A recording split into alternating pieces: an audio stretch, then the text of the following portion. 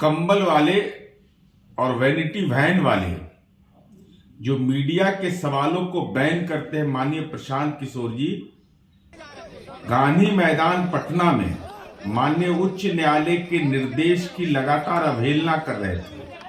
प्रशासन आग्रह कर रहा था, लेकिन हठधर्मिता के शिकार हो गए थे। प्रचार के भूखे हैं। अरे बीपीएससी अभ्यर्थियों ने तो आपकी मांग को दरकिनार कर दिया, री एग्जाम में अपीयर हो गए। तो ये राजनीति की नौटंकी किस बात की? केवल प्रचार के भूखे हैं। और साथ ही साथ बिहार की आम आवाम यह जानती है कि आंगनवाड़ी सेविका का अत्यंत पिछड़ा वर्ग का बेटा आज बीपीएससी का टॉपर बन रहा है, तो एग्जाम में पारदर्शिता के बदौलत हो रहा है।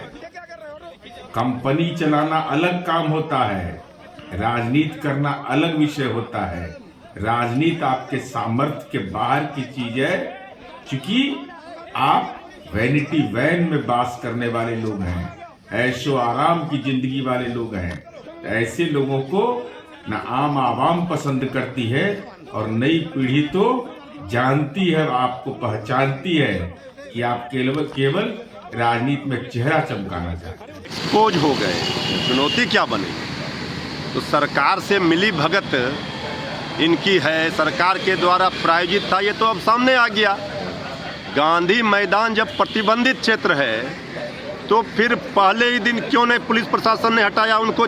4 दिनों तक दुकान सजा कर बैठे थे मीडिया माइलेज लेने के लिए। कोई छात्र था वहाँ? बीपीएससी अभ्यर्थियों, छात्रों, नौजवानों के भविष्य के साथ खिलवाड़ किया। उनके आंदोलन की आड़ में अपनी राजनीति रोटी सेकने के लिए, सियासत चमकाने के लिए अब सरकार जो है पूरी तरह से उनको छूट दे करके 4 दिनों तक उनका दुकान वहाँ सजने दिया। अब कह रहे 51 समिति बना है, 51 सदस्य वो गर्दनी बाग में बैठेंगे। अब इनसे अनशन होना नहीं था तो इनका अंत करना था। सरकार के द्वारा मिल करके ये सब कराया जा रहा है। ये छात्रों नौजवानों के भविष्य की इनको चिंता नहीं है। इनको अपनी राजनीति रोटी सेकना है उनकी आड़ में।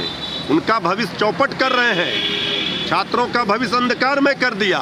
तेजस्वी यादव जी छात्रों नौजवानों को न्याय दिलाकर रहेंगे और जिन लोगों ने छात्रों के भविष्य के साथ खिलवाड़ किया है, बिहार का छात्र नौजवान उसको माफ नहीं करेंगे। देखिए, बहुत स्पष्ट रूप से कि जिन विषयों को उन्होंने कहा, बीपीएससी के बड़ी संख्या में जो भी हमारे छात्र हैं उन्होंने एग्जाम में शिरकत करके ये स्पष्ट मैसेज दिया कि वो ये जो पॉलिटिकल खेल खेला जाता था उससे वो पूरी तरह से उसको नकारा है।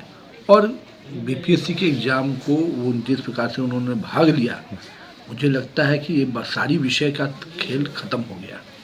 अब बीपीएससी के जितने भी अभ्यर्थी थे सबको कहीं ना कहीं एग्ज़ाम पर विश्वास हुआ, बीपीएससी के सिस्टम पर विश्वास हुआ। और कल तो प्रशांत किशोर भी ये बोलते हुए पाए गए कि बीपीएससी से मेरी लड़ाई नहीं है। तो फिर विषय किस बात का है? जब मुद्दे ही ख़त्म हो गए तो राजनीति क्या चिपे कीजिएगा? आपका मुद्दा चुनाव में मैदान में आना है तो आइए भाई सीधे, लेकिन आपको मुद्दे नहीं मिल रहे हैं। अब इसके लिए मुद्दे हम खोज के आपको तो देंगे नहीं। और प्रशांत किशोर जी बहुत बड़ी बड़ी बातें करते थे कि मैं ये वो मॉडल करूँगा, मैं कानून को ये से रखता हूँ।